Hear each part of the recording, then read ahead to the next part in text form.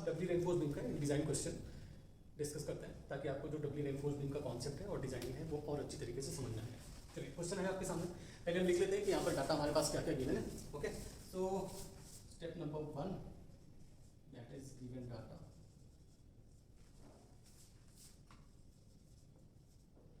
और जो डाटा नहीं गिवन है और हमें लगता है कि जरूरत पड़ेगी, राइट, हम उसको एज्यूम करेंगे। तो इट इज गिवन कि जो हमारा लोड है, right, that is 25 kilo newton per metre. Okay, then it is also given the width is 250 and depth is 450। इसका मतलब क्या है कि जो डेप्थ है वो रिस्ट्रिक्टेड है, राइट। तो विड्थ क्या है 250 mm एंड डेप्थ गिवन है 450 mm, राइट। ओके, इसके अलावा क्या गिवन है, इसके अलावा हमें मटेरियल गिवन है दैट इज FCK यानी 20 है, that is 20 newton per mm square हो जाएगा, and Fy is equal to 415 newton per mm square, right. I hope clear है आपको। ओके, डिजाइन करते, देखो जो सिंगली रेनफोर्स्ड बीम था उसमें पहला स्टेप डिजाइनिंग का क्या था, उसमें हम सबसे पहले क्या निकालते थे, साइज निकालते थे, राइट, साइज निकालते थे यानी विड्थ और डेप्थ निकालते थे, और क्राइटेरिया क्या होता था, डिफ्लेक्शन क्राइटेरिया। डिफ्लेक्शन क्राइटेरिया से जो L/D का रेशियो है वो एज्यूम करते थे और वहां से विड्थ और डेप्थ निकालते थे। बट वो स्टेप तो खत्म हो गया, क्योंकि अगर साइज हमें गिवन है और वो रिस्ट्रिक्टेड है तो वो तो हमारे अब किसी काम का नहीं। तो हम नेक्स्ट स्टेप पे मूव करते हैं, that is effective length. Next step क्या हो जाता है, इफेक्टिव लेंथ। अब इफेक्टिव लेंथ का आपको क्राइटेरिया पता है। इफेक्टिव लेंथ हमारे पास दो तरीके से होती थी, या तो clear span plus D, and second क्या होता था, clear span plus support width. Okay, clear span plus D and clear span plus support width. अब आपके पास यहाँ पर दोनों ही चीजें नहीं गिवन है, ओवरऑल डेप्थ तो गिवन है लेकिन स्मॉल डेप्थ मतलब जो स्मॉल डी है या इफेक्टिव डेप्थ है वो नहीं गिवन है। सिमिलरली सपोर्ट विड्थ भी गिवन नहीं है। तो सपोर्ट विड्थ तो चलो हम एज्यूम कर लेते हैं, यहाँ पर जो सपोर्ट विड्थ है let's say that is 400 mm। जो सपोर्ट विड्थ है उसको कितना एज्यूम कर लिया है, 400 mm, right. Now small D given है, देखो हमारे पास जो स्मॉल डी का फॉर्मूला है वो क्या होता है, overall depth minus clear cover minus 5/2, right. And phi क्या है, the diameter of longitudinal reinforcement. अब ये दोनों चीजें भी हमें एज्यूम ही करनी पड़ेंगी। क्लियर कवर एज्यूम कर लेते हैं हम, ये कितना है 450, तो clear cover 30 mm and diameter of bar 20 mm करके कितना आता है 30 - 40 दैट इज 410 mm, 410 mm। अब दोनों वैल्यूज पुट कर दो। जैसे ये पुट करोगे क्लियर स्पैन क्या है 4, स्मॉल डी कितना हो जाएगा 0.410 दैट इज 4.41, एंड यहाँ पर क्या हो जाएगा 4, support width 0.4 that is 4.4, that is 4.4। अब इन दोनों में से मिनिमम क्या होगा, सॉरी ये 6 गिवन है, सॉरी क्लियर स्पैन कितना गिवन है 6 गिवन है, तो that is 6 and it is 6.41 and that is 6.4, right. Condition क्या होती है कि दोनों में जो मिनिमम वैल्यू है, the least of these two conditions will be our effective length. तो यहां से हमारी इफेक्टिव लेंथ फाइनल क्या हो जाती है, दैट इज 6.4 मीटर। क्या हो जाती है 6.4 metre, the least of these two conditions, right. I hope आपको यहां तक समझ में आया, कोई दिक्कत नहीं होगी इफेक्टिव लेंथ तक। जैसे इफेक्टिव लेंथ हमारे पास आ जाती है हम मूव कर सकते हैं किसमें, टोटल लोड पे, क्योंकि अब इफेक्टिव लेंथ से कितनी बेंडिंग होगी वो निकालनी है। और बेंडिंग क्या होती है WL²/8 in the case of UDL and simply supported beam. But हमें उसके लिए पहले क्या पता होना चाहिए, टोटल लोड पता होना चाहिए। तो स्टेप नंबर 2 था ये। Now step number 3 that is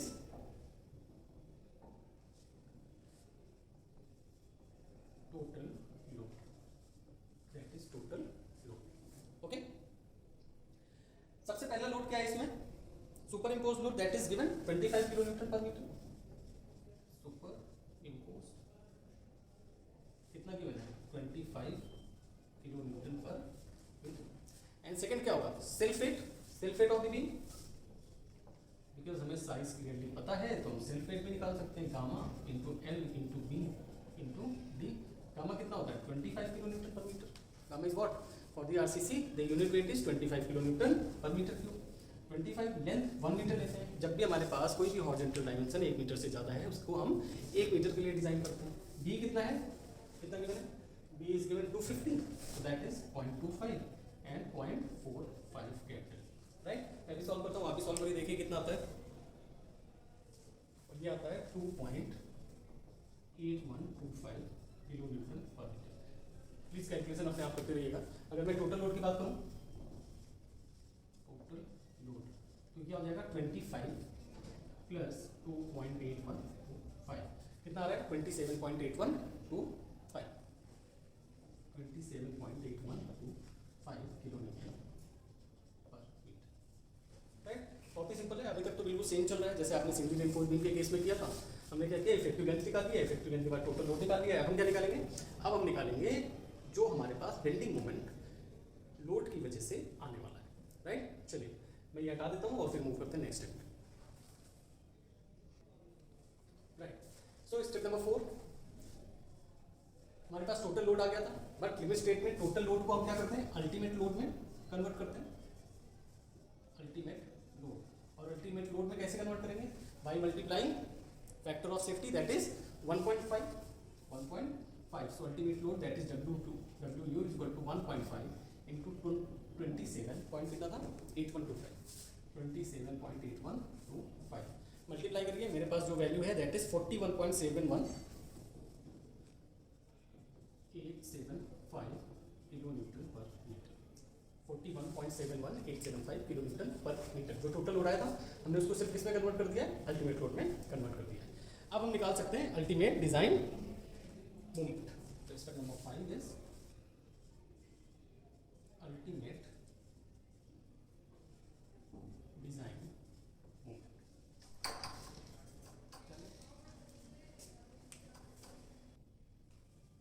okay, and ये क्या होता है, WU/L²/8। L क्या है, इफेक्टिव लेंथ, ध्यान रखना क्लियर स्क्वायर मतलब देना यहाँ पर, दैट इज 41.71875 मल्टीप्लाई है कितना था 6.4 whole square divided by 8। Solve करिए, मैं भी सॉल्व करता हूँ, देखते कितना आता है। That is 214.4 kilo newton metre. 214.4 kilo newton metre, 214.4 kilo newton. तो थ्योरी से सिंक करते जाइए, ये वो बेंडिंग मोमेंट है जो इस इफेक्टिव लेंथ और इस लोड के लिए आपकी बीम में लगने वाला है। अब अगर आपके मटेरियल में इस मूवमेंट को रजिस्ट करने की कैपेबिलिटी है तब तो वो सिंगली रेनफोर्स बीम में डिजाइन हो जाएगा, लेकिन अगर नहीं है तो फिर हमको डबली रेनफोर्स बीम में मूव करना पड़ेगा। लेकिन उसके लिए हमें पहले ये निकालना पड़ेगा कि जो सिंगली रेनफोर्स बीम है उसका मोमेंट ऑफ रेजिस्टेंस कितना है, और यही बन जाता है हमारा step number 6 which says the limiting moment, जो लिमिटिंग डेप्थ पर हमारी सिंगली रेनफोर्स बीम का मोमेंट ऑफ रेजिस्टेंस है, जिसे हम क्या बोलते हैं, लिमिटिंग मोमेंट, वो कितना है और उसका फॉर्मूला कितना था। जो लिमिटिंग मोमेंट ऑफ रेजिस्टेंस है या लिमिटिंग बेंडिंग मोमेंट है उसका फॉर्मूला क्या होता है, दैट इज Q, अभी लिखा है QBD स्क्वायर। क्या होता है, QBD स्क्वायर। और यहाँ पर Q किस बात पर डिपेंड करता है, Q डिपेंड करता है आपका ग्रेड ऑफ रेनफोर्समेंट। क्या है, Fe415 है, ग्रेड ऑफ रेनफोर्समेंट क्या है, Fe415। और इस ग्रेड ऑफ रेनफोर्समेंट के लिए जो आपकी Q की वैल्यू है वो कितनी होती है, 0.138 यार, 0.138 BD स्क्वायर। देखो मैंने आपसे बोला है प्लीज कुछ याद नहीं करना, सब कोड में है। ये जो मैं लिमिटिंग मोमेंट ऑफ रेजिस्टेंस का फॉर्मूला लिख रहा हूँ ना, ये मैं देख रहा हूँ पेज नंबर 70 से, मैं यहाँ पर लिख देता हूँ, यहाँ पर लिख देता हूँ IS 456 आपको पता है, पेज 70 से आपको ये मिल जाएगा। राइट, पेज 70 में ये तीनों वैल्यूज दिए हैं कि Fe250 के लिए दैट इज 0.148, देन Fe415 के लिए 0.138 एंड Fe500 के लिए 0.133। तो ये वैल्यू आप डायरेक्टली पुट कर सकते हो। अब आपको B और D पता है, राइट, सॉरी FCK भी है यहाँ पर, into FCK, QFCK into BD square. Okay, so 0.138 multiplied by 20, B कितना था 250, B कितना था 250, और D कितना हमने निकाला है 410 होल स्क्वायर। सॉल्व करिए, मैं भी सॉल्व करता हूँ। देखो यहाँ पर जो FCK की वैल्यू है वो न्यूटन पर mm स्क्वायर होती है, इसलिए मैंने ये वैल्यूज किसमें लिए, mm लिए। और जब मैं इसको सॉल्व करता हूँ तो मेरे पास वैल्यू आती है that is 115.989 kilo newton metre, 115.989 kilo newton metre, 115.989 kilo newton metre. अब देखिए ये स्टोरी सेटअप हो गई है डबली रेनफोर्स बीम के लिए। कैसे, देखो जो लोड की वजह से अल्टीमेट डिजाइन मोमेंट चाहिए था, that is 214.4 kilo newton metre. ये इतना मोमेंट लग रहा है, और जो आपकी सिंगली रेनफोर्स बीम है वो सिर्फ कितना कैरी कर सकती है, 115। यानी एक बहुत बड़ा डिफरेंस है जो सिंगली रेनफोर्स बीम की रेजिस्टिंग कैपेसिटी के बाहर है फॉर दैट डेप्थ। मतलब कि अगर आप इस डेप्थ को रिस्ट्रिक्ट नहीं करते ना तो फिर बढ़ाते जाओ, कितना भी मोमेंट ऑफ रेजिस्टेंस आप बढ़ा सकते हैं, लेकिन अगर वो रिस्ट्रिक्टेड है तो वो मैक्सिमम इतना ही मोमेंट ऑफ रेजिस्टेंस ये बीम आपको दे पाएगी, और आपको चाहिए इतना। आप क्या करेंगे आप, obviously because MU is greater than MU limiting means we will design what? Design doubly reinforced beam. Doubly reinforced beam. Right? Doubly reinforced beam. ये MU की वैल्यू MU लिमिटिंग से ज़्यादा है, यानी हमें क्या करेगा, डबली रेनफोर्स बीम डिजाइन करना पड़ेगा।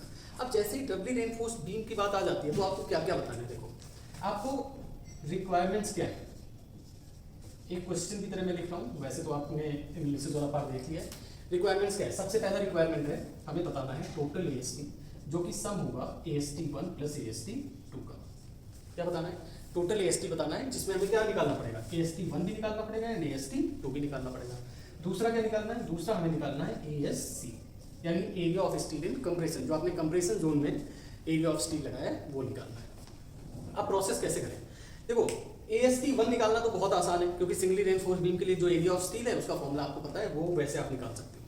लेकिन AST2 किस पर डिपेंड करता है, राइट? AST2 डिपेंड करता है ASC पर। ध्यान करिए क्या हुआ था, हमने सबसे पहले ASC लगाया था, जिसकी वजह से न्यूट्रल एक्सिस ऊपर चली गई थी, और उसको काउंटर करने के लिए हमने टेंशन साइड में AST2 लगाया था।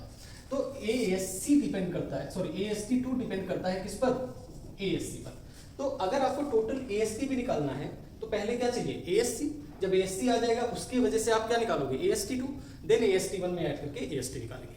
तो हम प्रोसेस यहां से स्टार्ट करेंगे। सबसे पहले हम ये निकालेंगे कि हमें area of steel in compression zone कितना चाहिए, राइट? तो हमारा नेक्स्ट स्टेप यही बनता है, to find out the ASC, और इसके लिए कुछ और टर्म्स निकालने पड़ेंगे जो हम मैं बहुत धीरे से मैं पेज नंबर भी लिखता जाऊंगा कोड के, कि कहां पर आपको ये वैल्यू मिलेगी, कहां पर आपको ये फॉर्मूला मिलेगा, बस आपको समझते रहना है कि क्या है, राइट? ओके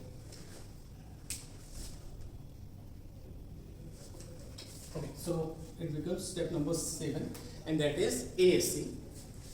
ASC means क्या बोल सकते हैं इसे, compression steel area, compression steel area. Okay, compression steel हम क्यों प्रोवाइड कर रहे थे, जो एडिशनल मूवमेंट बच रहा था उसको रजिस्ट करने के लिए, यानी ये कितना मूवमेंट रजिस्ट करना चाहिए, MU माइनस MU लिमिटिंग, जो सेकेंड वाला फिगर था लास्ट लेक्चर में, वो ये वाला पार्ट दिखाता है। मतलब कंप्रेशन में आप रेनफोर्समेंट क्यों ही लगा रहे थे, क्योंकि जो एडिशनल मूवमेंट है उसको आप रजिस्ट कर पाओ, right?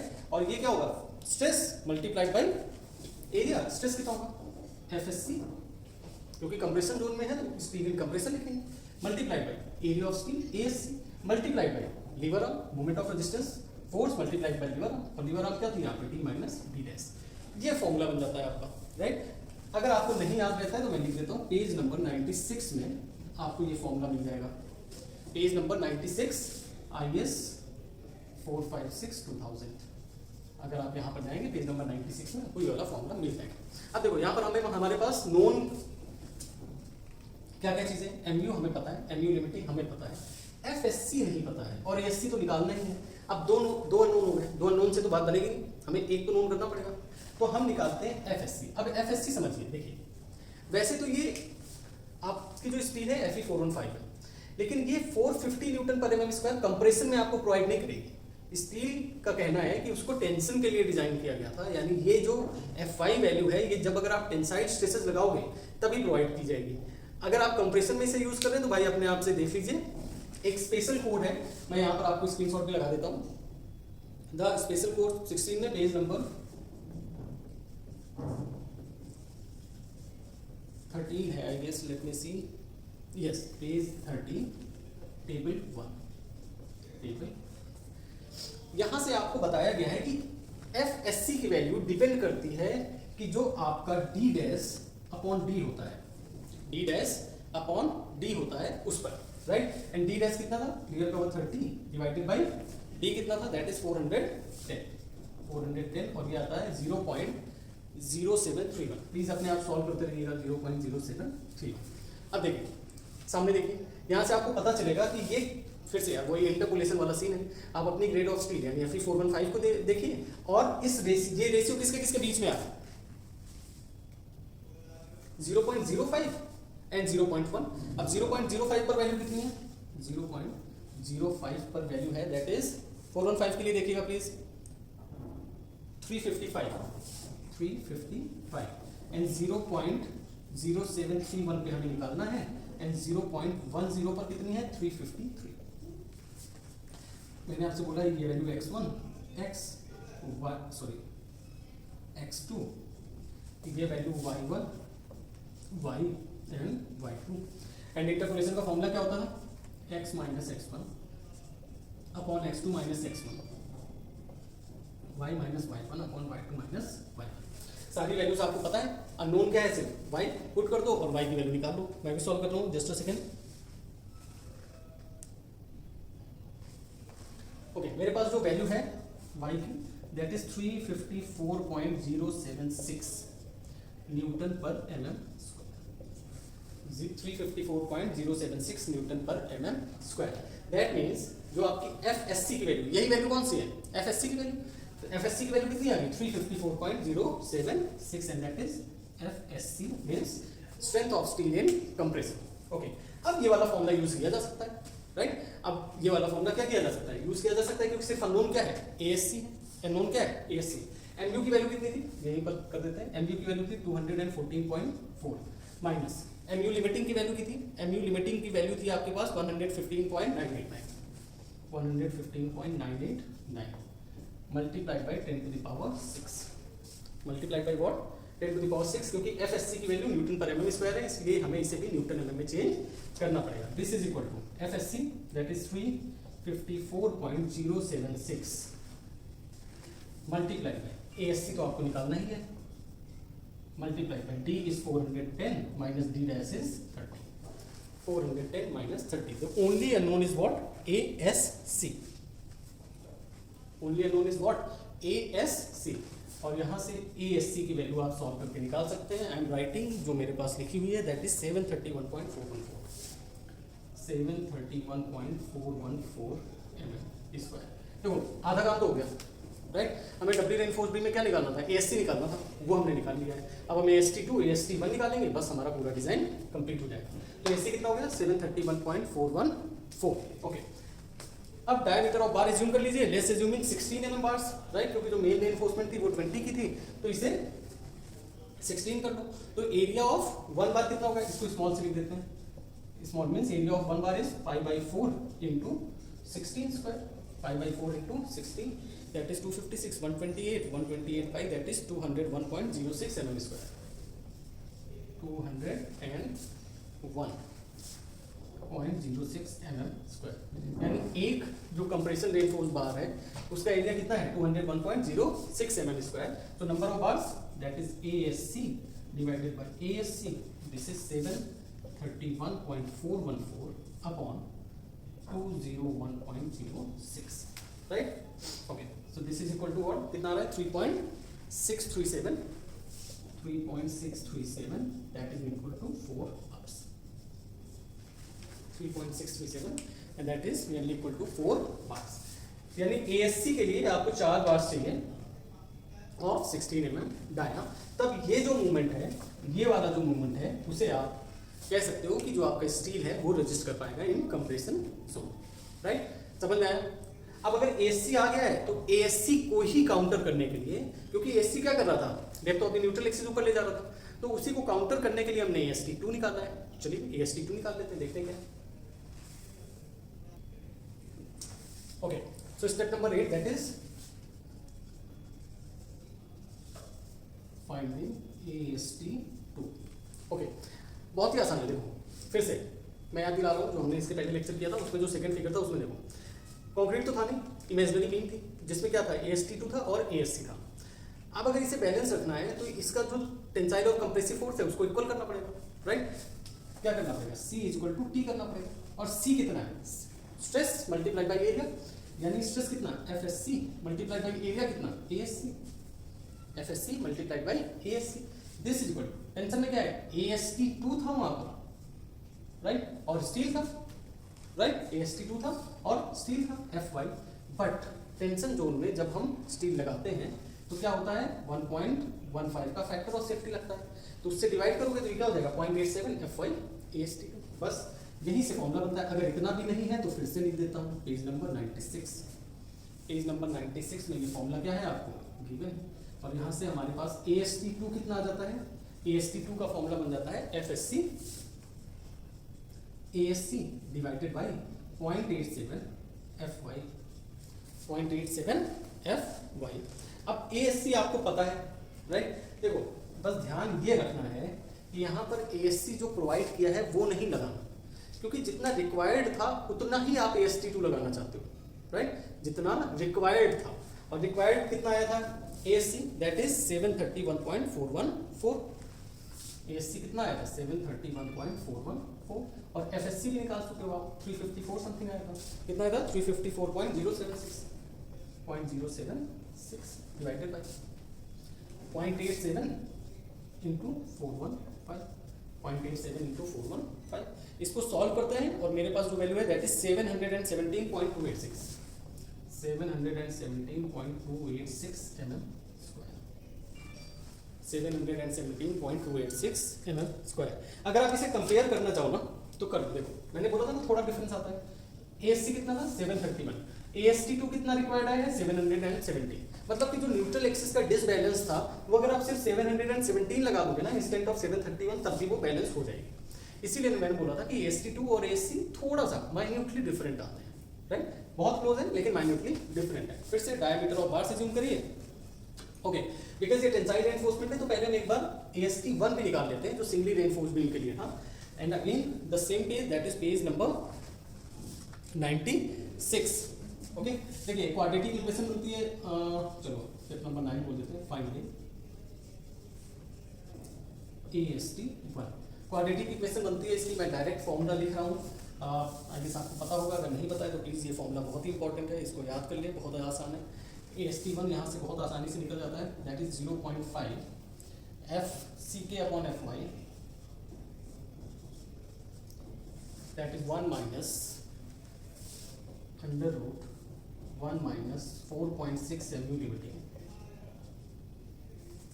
Divided by FCK/BD square, divided by FCK/BD square and multiply by again A into D।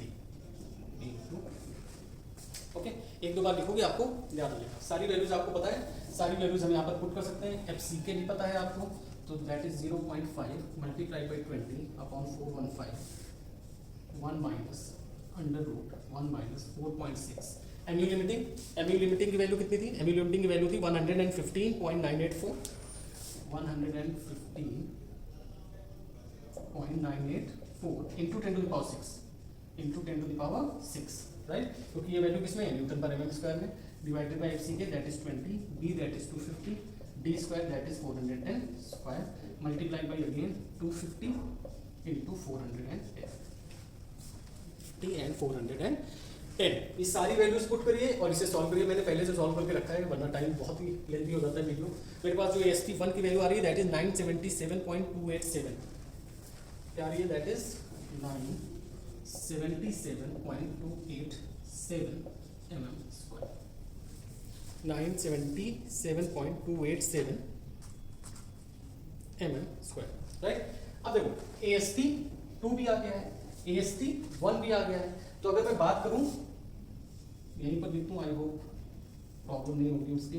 Total AST is equal to क्या हो जाएगा AST1 प्लस AST2, और AST1 कितना है 717, सॉरी AST1 है 977.287, 977.287 प्लस AST2 कितना है 717.286। इसको सॉल्व करिए, इसको सॉल्व करके आता है 1694.573, 1694.573 mm स्क्वायर, 1694.573 mm स्क्वायर। अब आपको नंबर ऑफ बार्स जैसे भी प्रोवाइड करनी, right, 20 mm number of bars हमने लिया हुआ था AST में, आप 20 mm number of bars provide कर दीजिए। 20 mm number of bars provide करेंगे तो सॉरी नंबर ऑफ बार्स का फॉर्मूला क्या हो जाएगा, total area required divided by pi by 4 into 20 square, pi by 4 into 20 square, ये आता है आपका 1694.573 डिवाइडेड बाई 340, ये आपका 5 टाइम्स समथिंग आएगा, तो नंबर ऑफ बार्स कितनी हो जाएंगे 6, almost 6 number of bars you need to provide. Okay, so जो टोटल रेनफोर्समेंट है, मतलब जो टेंसाइल साइड में रेनफोर्समेंट है, that can be provided by 6 bars of 20 mm dia, that can be provided by 6 bars of 20 mm dia. यहाँ पर हम final result भी लिख सकते हैं, और फाइनल रिजल्ट में हम क्या लिख सकते हैं कि ASC हमने क्या किया है, ASC is provided by 4 bars of 16 mm die,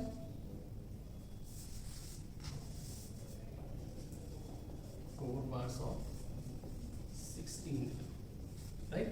और जो हमने AST प्रोवाइड किया है that is 6 bars of 20, और ये हो गया हमारा डबल रेनफोर्स बीम का डिजाइन कंप्लीट, राइट? यही तो निकालना था कि कंप्रेसर साइड में कितना रेनफोर्समेंट है, टेंसाइल साइड में, क्योंकि साइज तो रिस्ट्रिक्टेड है।